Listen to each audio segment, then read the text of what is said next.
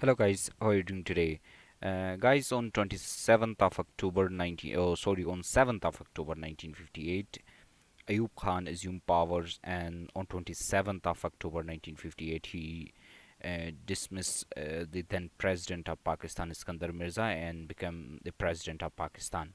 After assuming the office of president of Pakistan, he introduced number of reforms, like he introduced IBDO to tackle with the corrupt politicians, and another motive of Ayub Khan was to transfer powers to at the grassroots level. So to transfer the powers at grassroots level, he introduced a system of local government. General Ayub Khan, the president of Pakistan, introduced the concept of basic democracy under the Basic Democracies Order 1959.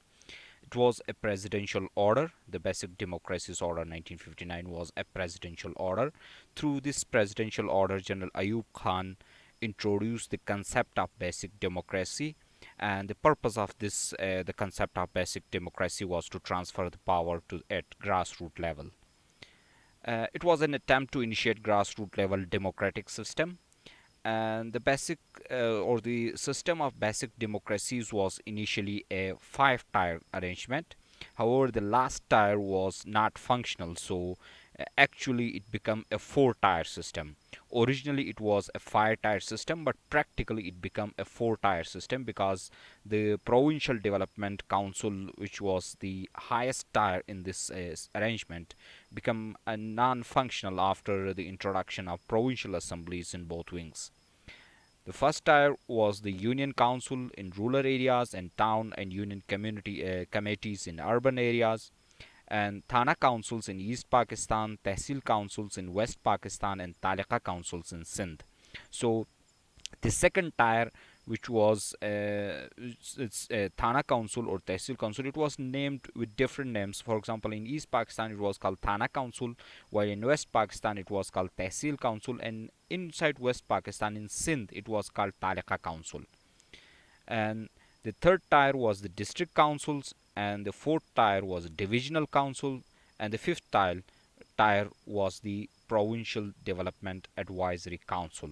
So in this way, it was a five tier arrangement, which was comprised of union councils, thana councils, tehsil councils or talaka council, district councils, divisional councils, and provincial development advisory councils. Union Council was at the base of this basic democratic system, so we can say that it was at grassroots level. The Union Council consists of a chairman and usually 15 members. The members of the union councils vary from one union council to another union council, but usually there were 15 members in a union council. And out of these 15 members, two-thirds were elected representatives and one-third were nominated by government. However, in 1962, the nomination for the Union Council was abolished through an amendment.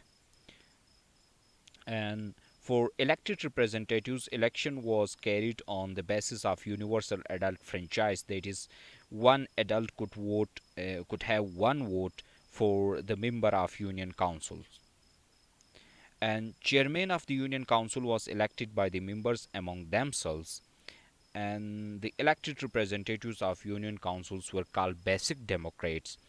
These the members of the basic democrats or the members of the union council had vast legislative functions because they could choose the provincial assembly members or the members of provincial assembly and the members of national assembly as well, and they were acting as the electoral college for the election of president.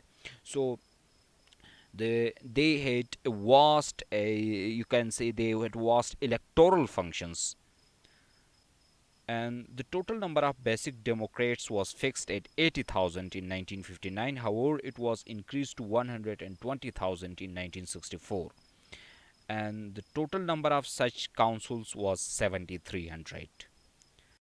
Next was the Thana Council, Tehsil Council, or Talaka Council. It was called Thana Council in East Pakistan. In West Pakistan, it was called Tehsil Council, and in Sindh, it was called Talika Council. The Thana Council consists of ex officio representative members, officials and non official members both. And the representative members were the chairmen of union councils and town committees. That is, the chairmen of the union councils and town committees of a respective thana, tehsil, or a thana or a tehsil were the members of thana council of their own jurisdiction. The official members were representatives of various nation building departments of a thana, and their number was fixed by the district magistrate of the concerned district. And the total number of official members could not in any case exceed the number of non official members. The council was headed by the subdivisional officer who was the ex officio chairman, and in absence of the subdivisional officer who was the ex officio chairman, the circle officer development would preside over the meetings of the Thana Council as ex officio members. In case of West Pakistan, the Thana was known as Tehsil and it was presided over by a Tehsildar. And in all, there were 655 Thanas and Tehsils in Pakistan, both in East and West Wing.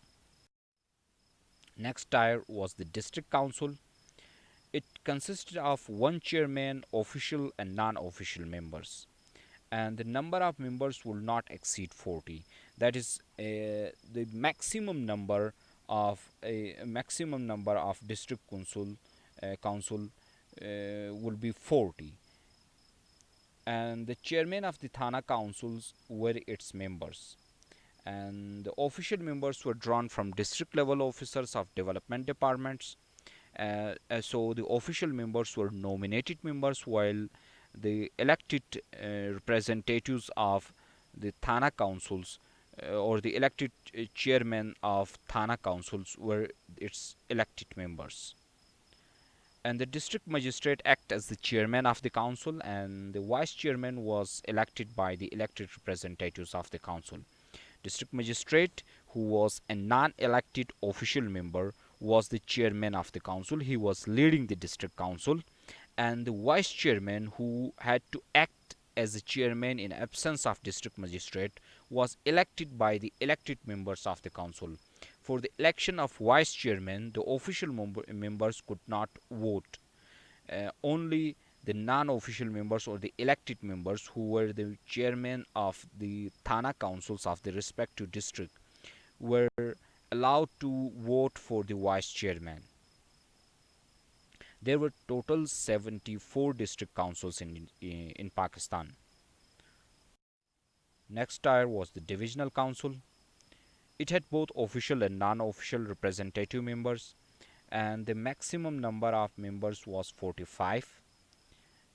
Official members consist of the chairman of district councils of concerned division and representatives of development departments, and the divisional commissioner was the ex officio chairman of the council who was leading the divisional council, and the total number of divisional councils was 16.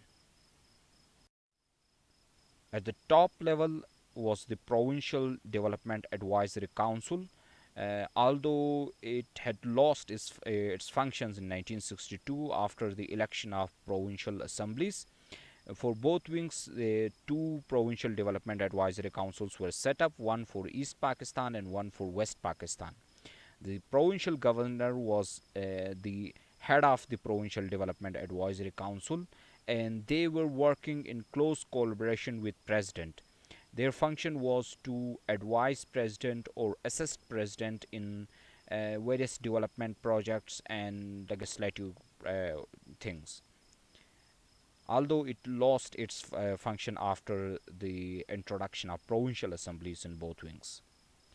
The composition followed the pattern of divisional council, except that the only one third of the appointed members had to be selected from Union Council chairman.